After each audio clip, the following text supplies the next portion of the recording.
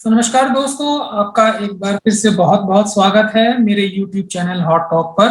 और आज हम एक बेहद ही इम्पोर्टेंट टॉपिक पर बात करने जा रहे हैं। वो है कोरोना। कहाँ से उसका उत्पत्ति हुई, कहाँ से उसका ओरिजिन हुआ।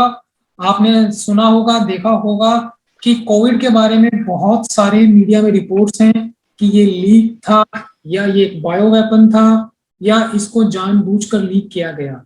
तो इन्हीं सभी बातों पर चर्चा करने के लिए आज हमारे शो में एक बेहद ही खास मेहमान आए हैं।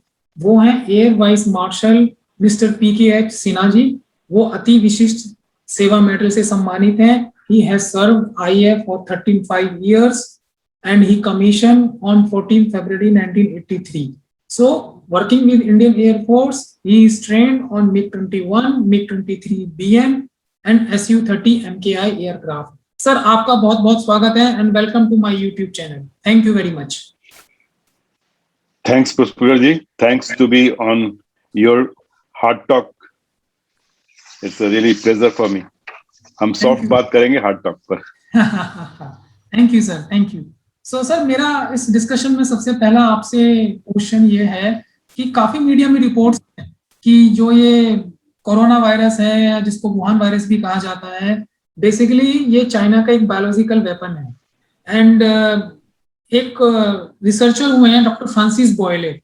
Basically he is a researcher who drafted the biological weapons act and he has given the detailed statement and he has admitted that Wuhan corona virus is a offensive biological warfare weapon.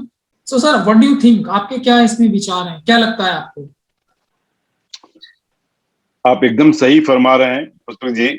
The doctor Francis बॉयले, जो professor of law Illinois law college US के professor रह चुके हैं, and he only drafted this biological weapons anti-terrorism act 1989, जो बाद में 1990 में George Bush के हस्ताक्षर के बाद ये लॉ बन गया। पर this law was applicable there only, and of course he has admitted, उन्होंने स्वीकारा है कि ये जो वायरस है, ये जो विषाणु है, यह आक्रमणकारी जैविक शास्त्र है। It is biological warfare weapon.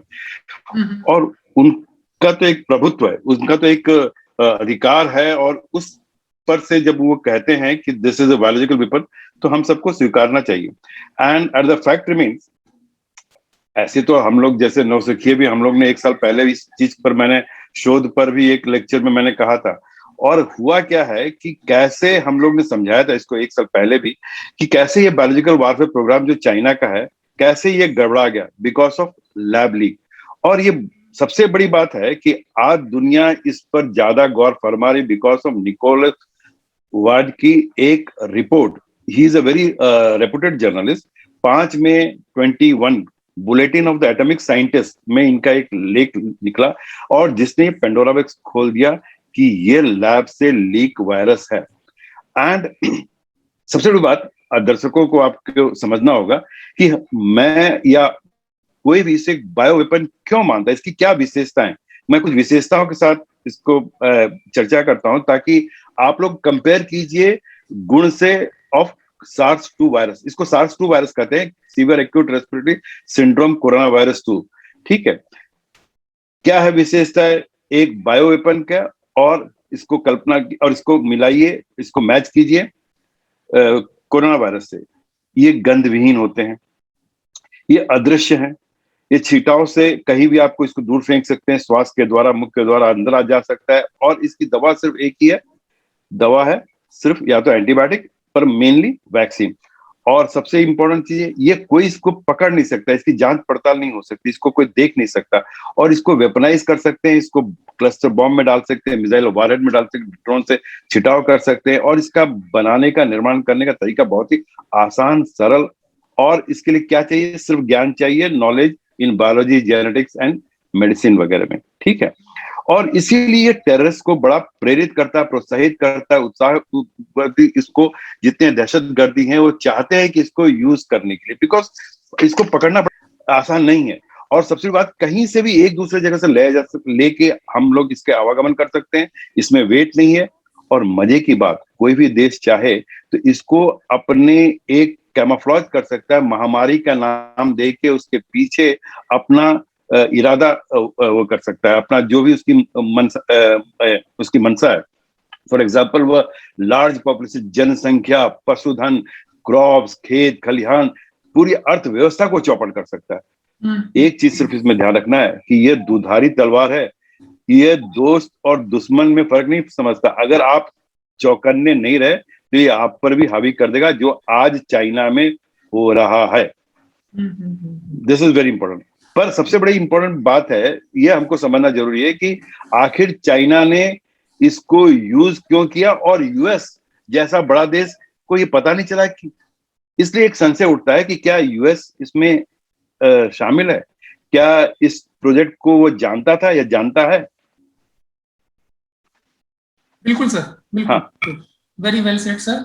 और सर इसके बारे में ये भी रिपोर्ट्स हैं कि इसको इन्वेंट करने के लिए काफी फंडिंग हुई है और काफी बड़ी बड़ी ऑर्गेनाइजेशंस ने मतलब सीक्रेटली वुहान लैब को भी काफी फंड दिया गया है। एक हमारे यूएस में काफी फेमस जिसे गुरु कहा जाता है हेल्थ केयर में, एंथोनी फॉची।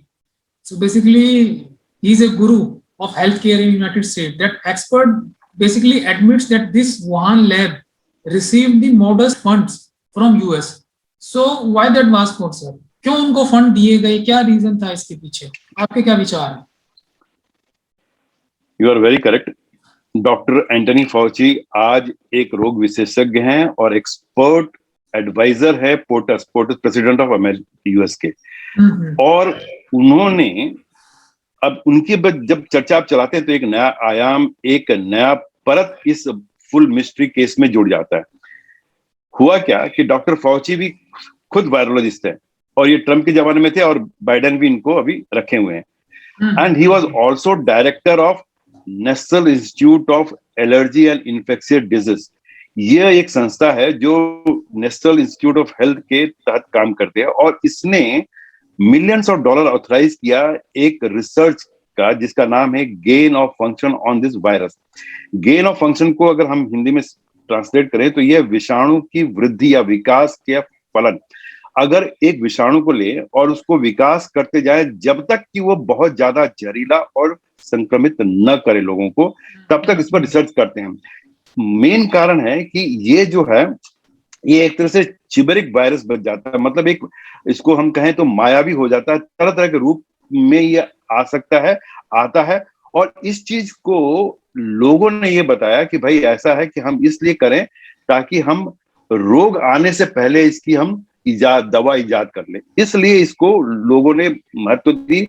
और डॉक्टर एक पीटर डस्जैक है जो एक्चुअली उन्होंने इसको फंडिंग लिया।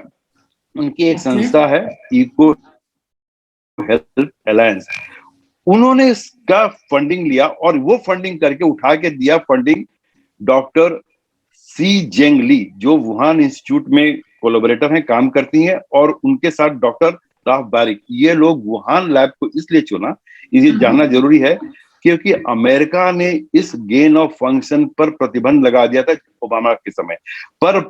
डॉक्टर पीटर डस्जैक चाहते थे कि ये खेल खेला जाए ताकि ये भविष्यवाणी हो सके रोग के आने के पहले, और लोग को हम बता सके कि भाई अगर कोई रोग आता है। और रोग आने में एक और चीज है, होता क्या है कि ये जब विषाणु जब विषैला ज्यादा हो जाता है तो इसका छलकाव स्पिल ओवर होता है और ये डायरेक्टली मानव जाति पर डायरेक्टली अटैक नहीं करता।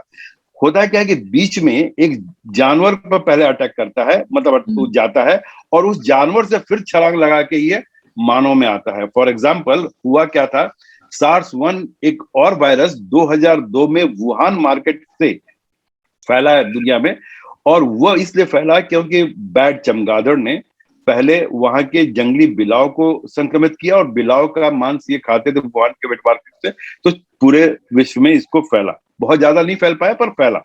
उसी तरह से मिडल ईस्ट मर्स 2012 में मिडल ईस्ट रेस्पिरेटरी सिंड्रोम का वायरस कैमल में पहले गया और कैमल के बाद फिर संक्रमित किया मिडल ईस्ट में।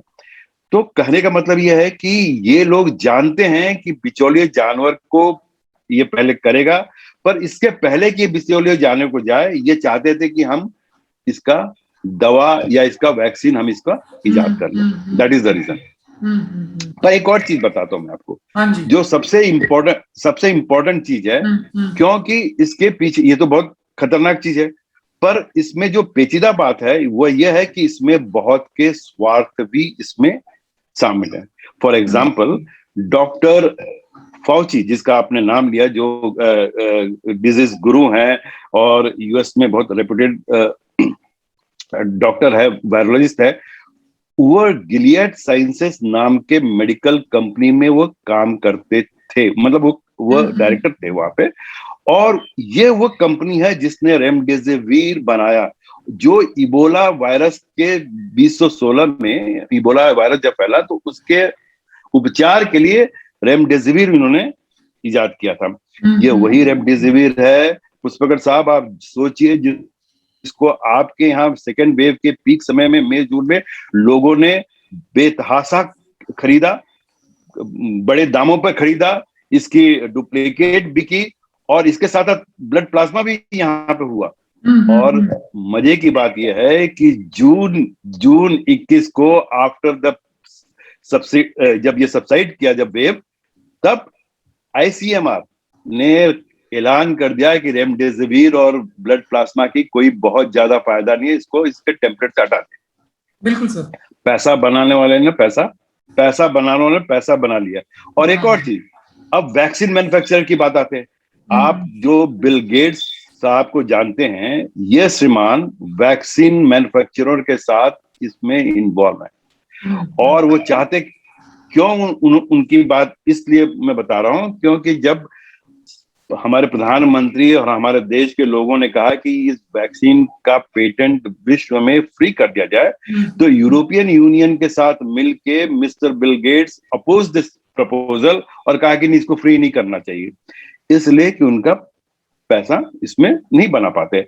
और उनके साथ एक और मजेदार एक शख्स की मैं बात करना चाहूंगा, मिस्टर जॉर्ज सोरस। ये वह शख्स हैं जो न्यू वर्ल्ड ऑर्डर चलाना की बात करते हैं। और ये न्यू वर्ल्ड ऑर्डर क्या है?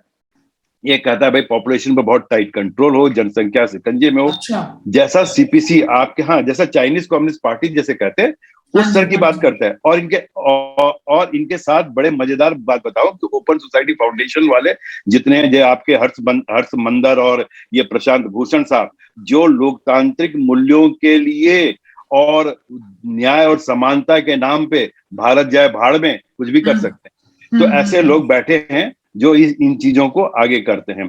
पर मेन हमको समझना होगा कि चाइना का इसमें मकसद क्या है। हाँ, बिल्कुल बिल्कुल सर, बिल्कुल एक आई ओपनर आप बताते जा रहे हैं और आई एम श्योर हमारे दर्शकों को बहुत अच्छा लगेगा।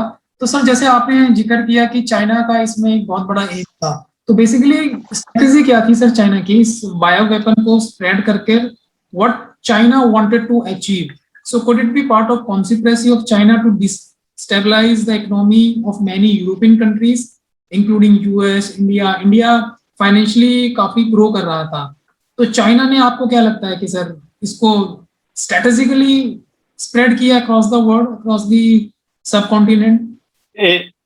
You are right Pushp ji. ऐसा है कि मेरा जो दृष्टिकोण है, निजी दृष्टिकोण, और जो बातें समझ में आई है, और ये मूल्यांकन सिर्फ मेरा निजी है, कि चाइना जो है एक उभरता नहीं, एक अब तो वह एक प्रतिष्ठित आर्थिक साम्राज्य की तरह से उभर के आया है। इट्स ए इकोनॉमिकल पावर, आप इसको डिनाई नहीं कर सकते। और वो चाहता है विश्व में अपने आप को, और जी जिनपिंग ये चाहते थे कि ये जो इस साल जो जुलाई 21 में ये लोग सेंटेनरी शताब्दी मना रहे हैं सीपीसी का, बीजिंग में बड़े चमकता चौंधियाता हुआ बड़ा शो हुआ, और उसमें जी जिनपिंग ये चाह रहे थे कि हमको देश, हमको राष्ट्र, सब विश्व हमको एक महान, उदार, दयावान, दानवीर, कल्याणकारी देश हमको घोषित करे। उस कल्याणकारी देश घोषित कैसे होगा? जब उनका प्लान था कि मार्च 20 या के आसपास ये विषाणु ये संक्रमित करते और विश्व में फैलाते। बाय दैट टाइम इनकी जो कंपनी थी दवा की और इनकी जो टीका और वैक्सीन की कंपनी, तब तक ये वैक्सीन बना के तैयार रहते, ताकि जैसे ये होता तो हम जैसे भारत ने विश्व मैत्री ये अपना वैक्सीन मैत्री किया, वह ये वैक्सीन मैत्री इनका प्लान था कि ये दुनिया को बताएं और लोगों के सामने आए उभर के, और लोग इनकी वाह वाह कहें, और लोग की आर्थिक व्यवस्था जब गड़बड़ाई हो तो इनके पास और मदद मांगे और इनका व्यापार बढ़े। ये इनका प्लान था। पर हुआ क्या? वो उल्टा गया। 3-4 महीने पहले ये लीक कर गया। अच्छा, एक और इसमें डायमेंशन है।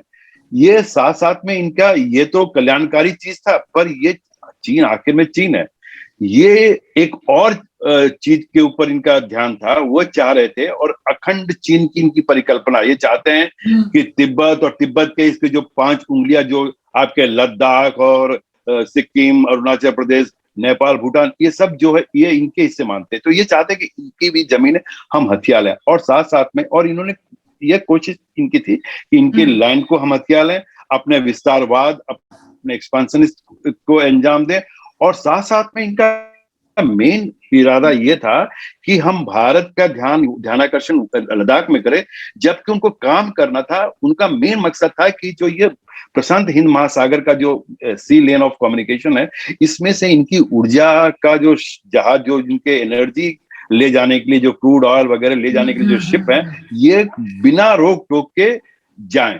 ये जानते हैं, ये चीन की, देखिए चीन की कूटनीतिज्ञ के यह मानना है कि आज नहीं तो कल जब हमारा व्यापार, हमारा आर्थिक विस्तार, हमारा पूरा साम्राज्य बढ़ेगा, तो लोग हमको रोक टोक करेंगे। तो उस रोक टोक को पहले से ही उसका नियंत्रण करने के लिए इनका ध्यान था कि क्यों न हम साउथ चाइना सी, अब साउथ चाइना सी में वियतनाम और फिलीपींस के बीच में स्प्रेटली आइलैंड है, उसके ऊपर अपना इन्होंने रौबदार झाड़ना शुरू किया। जापान और ताइवान के बीच में ईस्ट चाइना सी में इनके पास सेनकाकू और तियातू आइलैंड है, उसके ऊपर इन्होंने अपना ये दावा किया कि ये हमारा आइलैंड है। मेनली ये आइलैंड पर चाहते हैं कि अपना एक नौसेना का यहाँ पे एक बड़ा बेड़ा रखें, और वो रखें ताकि कोई भी इनको, क्योंकि ये जो चैनल है ना, ये चैनल बड़े संकरे हैं, बड़े these are very narrow channels and anybody can throttle them. इनका दम घोट सकते हैं अगर भारत चाहे, और भारत हिंद महासागर पर ऊपर बैठा हुआ है, वो तो जब भी चाहे तो वो नियंत्रण कर सकता है, और देशों के साथ मिलके, क्वाड के साथ मिलके।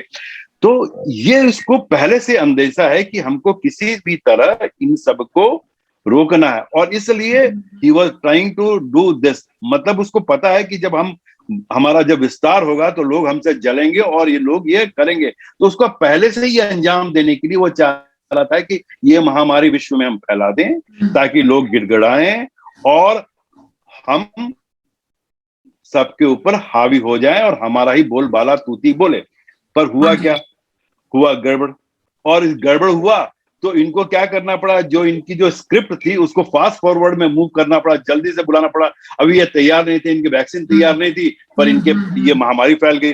अब महामारी फैल गई, इनको लद्दाख में आपने, और एक कर्नल साहब आए और उन्होंने गलवान कर दिया, और गलवान कर दिया तो भारतीय अस्मिता पर इतनी जबरदस्त चोट हुई, हमको shock, we were shock, but सोते शेर को जगा दिया इन्होंने। बिल्कुल। अब वो तो शेर जग चुका है, हाँ। और अब हम इसके, और एक और आपने आयाम बात की, जो आर्थिक, जो विश्व के आर्थिक व्यवस्था को, तो ये भी बहुत बड़ी बात है। इसको भी आप इस तरह से समझिए कि ये जो आर्थिक व्यवस्था है, ये चाइना ना बहुत पहले से, देखिए चाइना को एक चीज आप उसको ये मानिए कि वो कूटनीति में अमेरिका और अन्य देशों से बहुत आगे, बहुत आगे।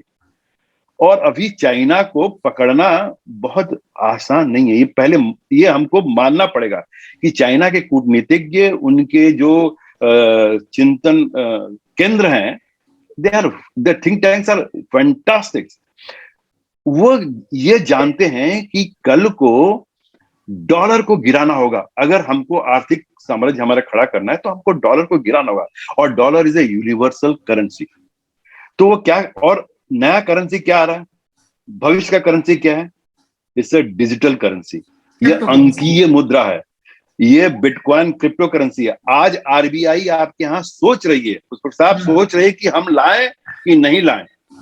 China is already much ahead, वो ब्लॉकचेन टेक्नोलॉजी के ऊपर बहुत जबरदस्त काम कर रहा है। और चाइना ने एक और मजेदार बात की, चाइना ने बहुत जबरदस्त इन्वेस्टमेंट पहले करता था यूएस के ट्रेजरी बिल खरीद के, यूएस से, और यूएस वाले बहुत हैप्पी थे, अरे वाह चाइना है, चाइना हमारे साथ है। तो US was always with China. Kissinger के जमाने से पूरा यूएस था चाइना के गोद में बैठा था, और चाइना इसको आराम से, एक पांडा है ना, वो तो आराम से इसको खेल रहा था कि अच्छा आओ बेटा, तुम लोग आओ हमारे साथ रहो। अब उसने क्या किया है कि ये ट्रेजरी बिल को अब उसने भुनाना शुरू कर दिया। आपको पता है बिल्ट रोड इनिशिएटिव, वो चारों तरफ रोड बना रहा है, और रोड बना रहा है और देशों को अपने कर्ज के शिकंजे में ले रहा है, डेब्ट ट्रैप में फंसा रहा है। यूरेशिया में, अफ्रीका में, सब जगह ये रोड बनाते जा रहा है ताकि इसका जो व्यापार है वो बिना रोक टोक के फैले। और क्या कर रहा है, इन सब देशों में ये डॉलर फेंक रहा है, is flooding the market with dollar, ताकि डॉलर का मूल्य गिरे। उधर बाइडेन साहब क्या कर रहे हैं, डॉलर छापे जा रहे हैं, डॉलर छापे जा रहे हैं, डॉलर इफरात आ रहा है।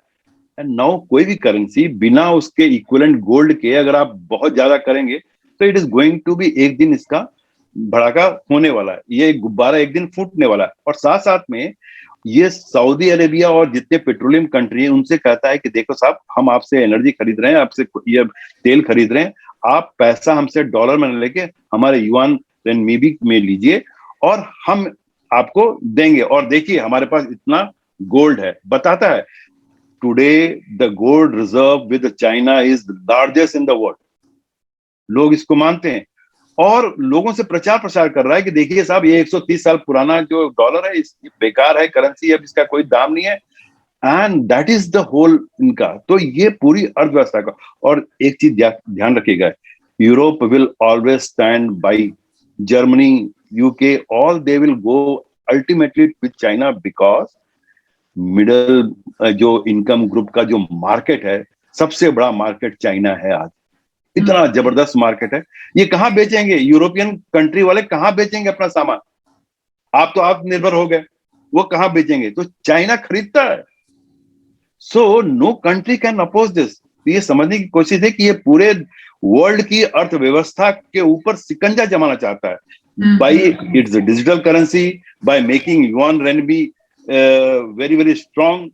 दिस इज उसकी ये चाल है। बिल्कुल सर। पर हमको एक और चीज समझना होगा कि आखिर में वर्ल्ड की जो बॉडीज हैं वो क्या कर रही है, दैट इज द थिंग। बिल्कुल। ये एक तो आपने सर जैसे जैसे एक एक चीज आप रिवील कर रहे हैं, हमें पता चल रहा है कि चाइना कैसे ग्रिप कर रहा है पूरे वर्ल्ड को। हाँ, एग्जैक्टली, एज ए इकोनॉमिकल और crypto currency, digital currency, currency को डिवैल्यूएट करना कैसे कर रहा है। बहुत बहुत सर आपका थैंक्स, आप बहुत अच्छे से आप बता रहे हैं हमारे व्यूअर्स को।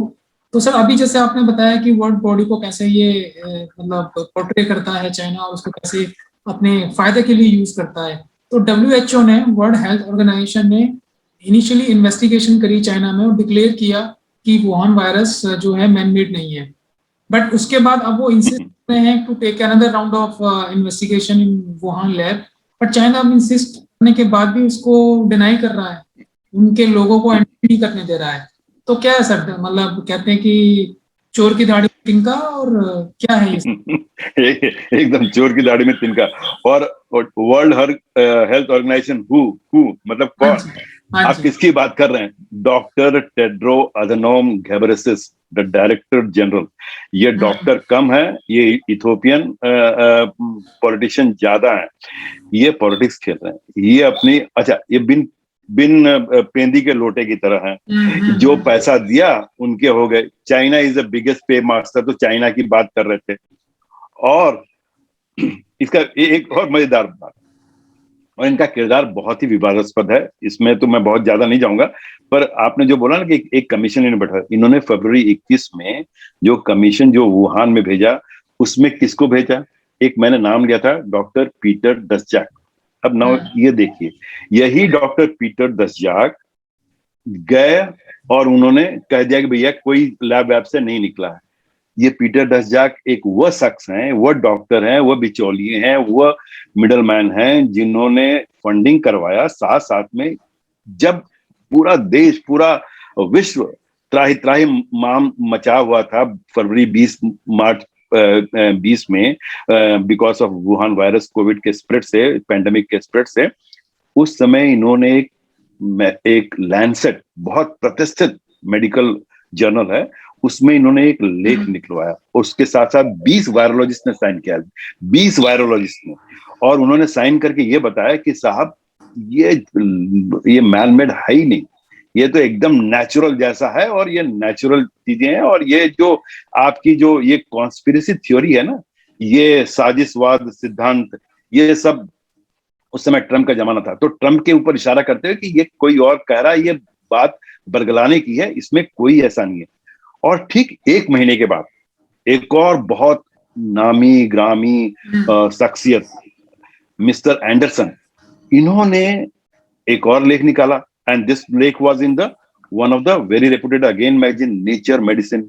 अब ऐसे में जब लेख निकलता है ना, तो world has to take cognizance of that. There is no denial because these are very reputed journalists. उसमें इन्होंने कहा कि ये वायरस के विषाणु के जो आप वो देखते हैं ना, कांटे स्पाइक, प्रोटीन के जो स्पाइक है जिसके ऊपर कोरोना, जिस पर क्राउन लगा हुआ है, तो ये कह रहे हैं कि देखिए साहब, ये जो है, और ये अटैक करता है आपके ह्यूमन सेल में एक ACE2 एस रिसेप्टर होता है, उसमें जाके फंसता है, और वो फंसता है, उसके थ्रू वो लंग्स में चला जाता है और जाके आपको ये संक्रमित करता है।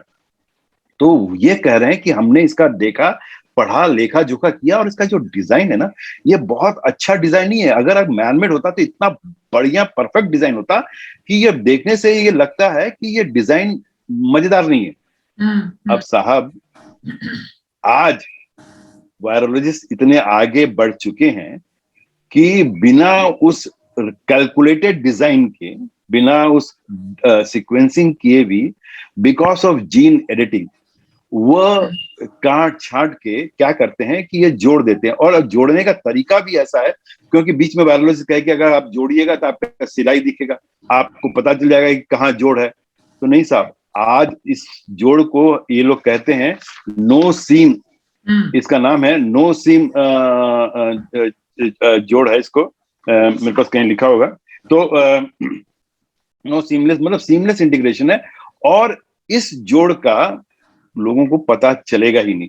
तो कहने का ये मतलब है कि ये जो फंडिंग तो किया पीटर डस्जाक के इसने, और वायरोलॉजिस्ट साथ में इसलिए आ गए। देखिए, वायरोलॉजिस्ट सब साथ में इसलिए आएंगे, तो मैं ये कह रहा था कि जो वायरोलॉजिस्ट हैं, ये सब चाहते हैं कि ये गेन ऑफ फंक्शन जैसा वृद्धि विकास का ये जो रिसर्च है ना, चलता रहे, क्योंकि आखिर में पैसा तो इसी में आता है ना। इनकी तो भैया, अगर ये बंद हो जाएगा तो इनकी तो रोजी रोटी पर सवाल उठ जाएगा, तो ये कोई इसकी नहीं बात करेगा। इसलिए टेड्रोस साहब कभी भी, और आपने ये बात जो बोली कि टेड्रोस साहब अब जो बयान दे रहे हैं कि चाइना में फिर से एक बार हमको इंस्पेक्शन कराना चाहिए, तो ये इसलिए कह रहे हैं क्योंकि उनको डायरेक्टर जनरल फिर से बनना है, और जानते हैं कि वोटिंग होगा, और जानते हैं कि वोटिंग होगा, अब वोटिंग चाइना के अगेंस्ट ज्यादा कंट्री करेगी, इसलिए सब कंट्री को खुश करने के लिए और चाइना को ही बता रहे हैं भैया मुझे बन जाने दो, फिर देख लिया जाएगा। तो ये कहानी बहुत है, इसमें बहुत लोगों के इंटरेस्ट है, पर सबसे बड़ी बात हमको समझना होगा कि आगे क्या, हमको क्या करना होगा। हाँ जी, हाँ जी, हाँ जी, बिल्कुल सर। तो मेरा नेक्स्ट क्वेश्चन यही है कि how is the way going forward. तो आपको क्या लगता है कि sir going forward would be more biological spread with over the virus, और फिर से बहुत सारे वायरस या डिफरेंट वायरस हमारे समाज में आएंगे और सबको इन्फेक्ट करेंगे?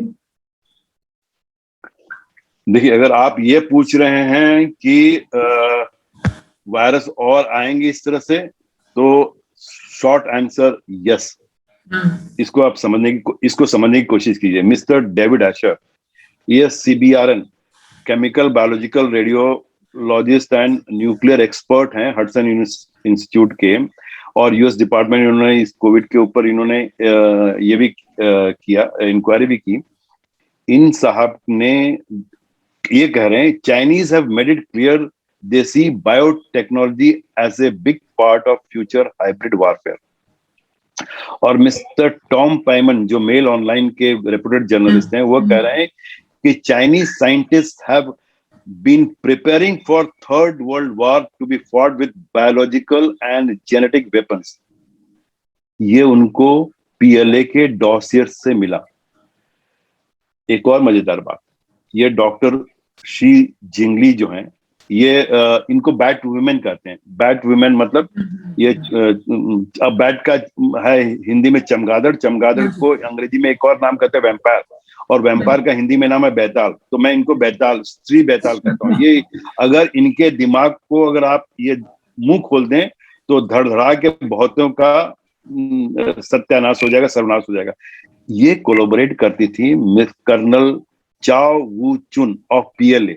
कहाँ पे? वुहान इंस्टीट्यूट ऑफ वायरोलॉजी में, वीआईवी में। वो कर्नल साहब वहां के एडवाइजरी बोर्ड में बैठते हैं और वो काम करते हैं under major general Chen Wei, जो बायो डिफेंस एक्सपर्ट हैं चाइना के। और ये लोग मानते हैं कि एनिमल से जितने पैथोजेनिक, वाइल्ड एनिमल से जितने तरह के जूनोटिक्स, पैथोजेनिक बैक्टीरियाज और वायरस निकलेंगे, इसका ये खेती करते हैं। और ये चीज, और सबसे बड़ी बात कि वुहान लैब में it is the biggest repository of the viruses of the wildest type in the whole world. इतनी बड़ी है इसमें।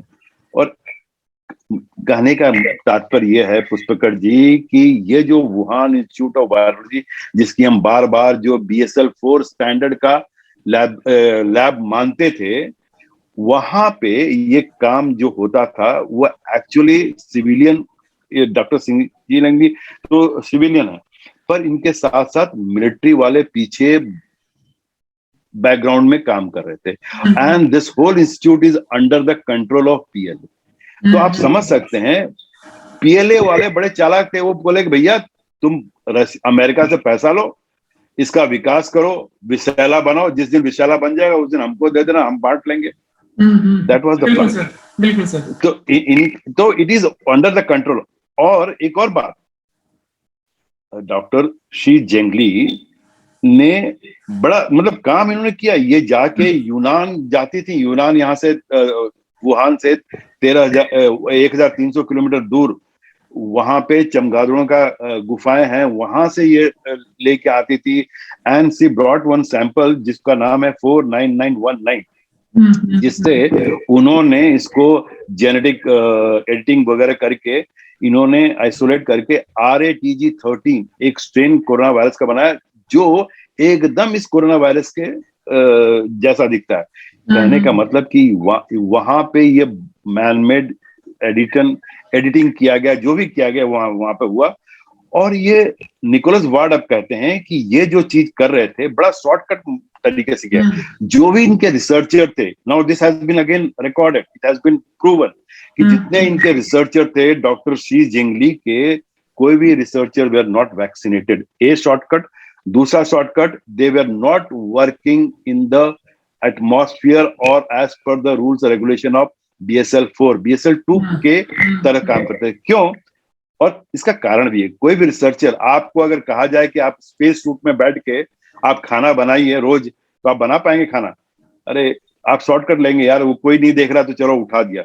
द BSL-4 स्टैंडर्ड में you have to be in space suit and then you have to do all the experiment. कोई नहीं करता था। They used to do the shortcut, और वो शॉर्टकट का अंजाम हुआ कहीं से कहीं लीक हो गया और ये हो गया। दूसरा क्वेश्चन आपने पूछा है क्या ऐसे और भी आएंगे? एकदम आएंगे। रिकॉर्डेड है जीका वायरस पर ये काम कर रहे हैं। That will affect the nervous system, that will affect the pregnant women के गर्भ पर ये घात करेगा। एवियन इन्फ्लुएंजा पर काम चल रहा है, जो बहुत घातक, एवियन जो चिकन विकन खाते हैं उससे इन्फ्लुएंजा बढ़ेगा और उससे लोग होगा। एंड वॉशिंगटन टाइम्स के बिल गर्ड्स ने ये रिपोर्ट किया है कि China is working on synthetic biology to create weaponised viruses that can invade particular ethnic, एक पर्टिकुलर कॉम को मारेगा। आपको ज्ञात होगा कि 10 lakh Uighur Muslims are today in the concentration camp of Xinjiang. हाँ जी। तो चाइना बहुत आगे की सोचता है, वो तो पूरी कौम को खत्म कर देगा। आप यहाँ पर कुछ सोचें, वहां पे तो पूरी की पूरी कौम को खत्म कर देगा। That is the way China operate. बिल्कुल सर। और सबसे बड़ी बात है, अब आपने पूछा कि वे है, अब ऐसा है कि वे हेड लोग कर रहे हैं। जैसे अमेरिका का डिफेंस थ्रेट रिडक्शन एजेंसी जो DTRA है, या डरपा है, defence advance research project agency, ये लोग बना रहे हैं। टिश्यूज बेस्ड बायोसेंसर बन रहा है, detected with gene editing technique डाइजेट, एपिजेनेटिक कार्डिएशन ऑब्जर्वेशन इको प्रोग्राम, जिसमें से तुरंत आपको पता चल जाएगी कौन सा वायरस है, उसका वैलिडेशन हो जाएगा, फिर उसका डायग्नोस्टिक किट मैन्युफैक्चर हो जाएगा। पर वैक्सीन बनाने में तो 6-7 महीना लगे ही लगेगा। पॉलीवैलेंट इम्यूनोसेंसर्स बन रहा है, लेजर आईज बन रहा है जिससे आपको पता चल जाएगा कि वायरस पता चल जाएगा, दिखेगा। इलेक्ट्रॉनिक्स नोज बन रहा है जिससे आपको पता चल जाएगा, अलर्ट आएगा। तो ये सब काम हो रहा है। और नेशनल लेवल पर हम लोगों की क्या वो होनी चाहिए, what should be preparation. Of course हम लोग ने बड़ा धीरे धीरे सीख लिया, अच्छा किया। PP kit, mask, ventilator, oxygen generator भी अब बन गए, and we have a trained manpower. We have 2 indigenous product vaccine है, और 2-3 और आ जाएंगे। पर सबसे बड़ी इंपॉर्टेंट चीज है कि आपको, हर व्यक्ति को रोग प्रतिरोधक क्षमता, the immunity has to be increase. आपको मास्क पहनना पड़ेगा, क्योंकि ये चीजें खत्म नहीं होने वाली है। और सबसे बड़ी बात, आपको medical infrastructure, health care infrastructure has to be made strong. Ayushman Bharat के तहत 1.5 lakh health wellness centre plan है 2022 तक, और अभी तक बना है 40,000। तो अभी हमको बहुत दूरी रोड मैप तय करना है। और ये भी देखिए कि एज पर WHO हर 1000 के ऊपर एक डॉक्टर होना चाहिए। हमारे यहाँ 1400-1500 पर एक डॉक्टर है।